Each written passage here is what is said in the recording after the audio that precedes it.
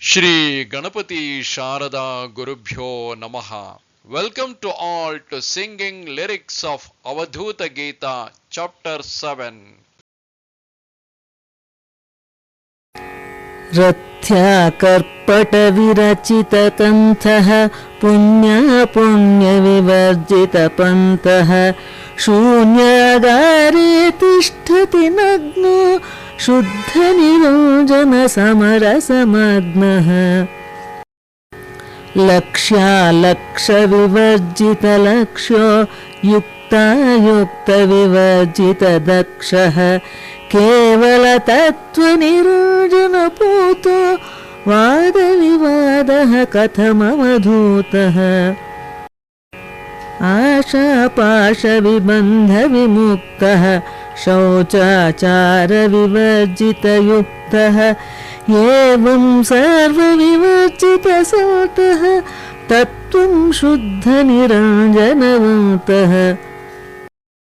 कथमिह देहविदेहविचारः कथमिह रागविरागविचारः निर्मलनिश्चलगगनाकारं स्वयमिह तत्त्वं सहजाकारम् कथमिह तत्त्वं विन्दति यत्र रूपमरूपं कथमिह तत्र गगनाकारः परमो यत्र विषयीकरणं कथमिह तत्र गगनाकारनिरन्तरहंसः तत्त्वविशुद्धनिरञ्जनहंसः एवं कथमिह भिन्नविभिन्नं बन्धविबन्धविकारविभिन्नम् केवलतत्त्वनिरन्तरसर्वं योगवियोगौ कथमिह गर्वम् एवं परमनिरन्तरसर्वम् एवं कथमिह सारविसारम् केवलतत्त्वनिरञ्जनसर्वं गगनाकारनिरन्तरशुद्धम् एवं कथमिह सङ्गविसङ्गं सत्यं कथमिह रङ्गविरङ्गम् योगवियोगौ रहितो योगी भोगविभोगौ रहितो भोगी एवं चरति हि मन्दं मन्दं मनसा कल्पितसहजानन्दम्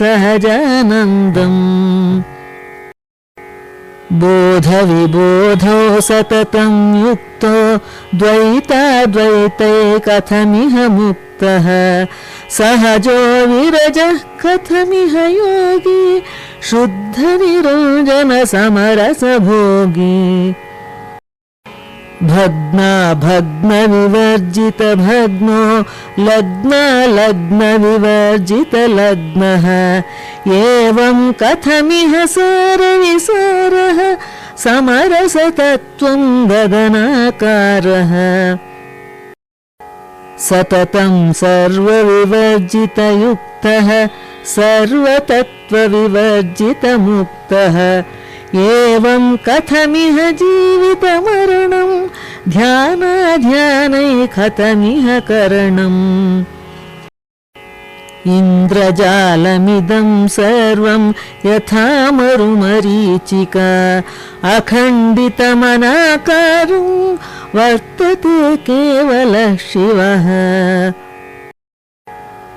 धर्मादौ मोक्षपर्यन्तं निरीह सर्वथा वयं कथं रागविरागैश्च